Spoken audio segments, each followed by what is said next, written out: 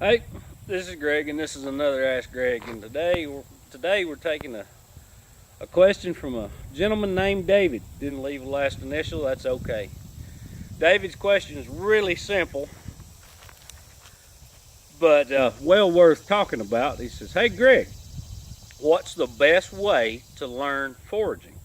I love your videos, but only about half of the plants that you talk about are in the area in which I live." David, that's a really good question. Now, the best way, without any doubt, I think I've talked about this in the past, but since I still have questions on it, it's worth covering again. The best way to learn is to find a mentor. That's what I had when I was growing up, was a mentor. I've told it many times that my grandfather would be out hunting or fishing or whatever, and he'd see a plant, grab it up and tell me to eat it, and then he'd tell me what it was and what it did, everything like that. Now that's a really good primer, really good starter for my education, but it wasn't the end all. Second that comes to mind automatically is going to be books. And there's some really good quality books out there. There's Roddale Press produces a heck of a lot, and all in all, they're all right. They're not as in depth as I'd like them to be, but they're okay. There are some out there that have been written by individuals that focus primarily on a region. I know that there's one for the Northwest. I know that there's one for the Northeast. I know that there's one for the Midwest. I know there's one for like the Rocky Mountain area, and there's sections like that. But I'm going to give you some advice that is kind of unique if you're wanting to learn foraging in your individual area. And it's interesting. I don't care where you are. I don't care where you are.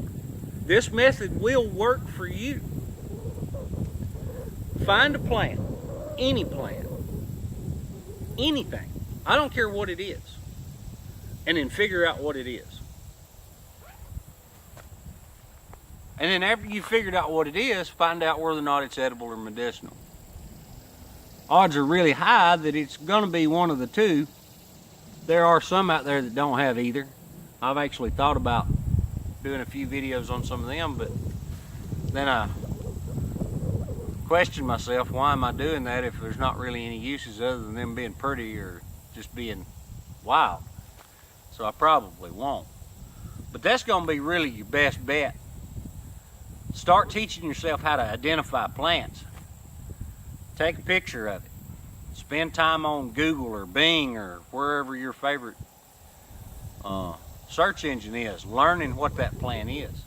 After you're 100% certain that you've got the name of the plant nailed down, find out whether or not it's got any uses. Short and to the point, I guess, but it helps a bunch. Now, if you've kind of got, like I do, some memories of a plant, that makes it easier.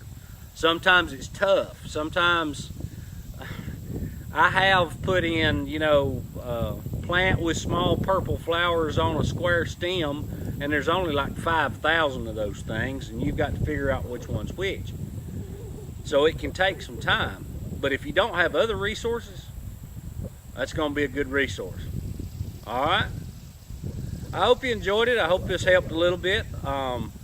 We're in the process of trying to do a bunch of things and learn stuff together and teach and everything. So if you have any questions, I'll put the email address in the notes section of this video, and I'll be sure to answer them. And I mean when I ask, as long as they're not baited questions, I'll answer them no matter what they are.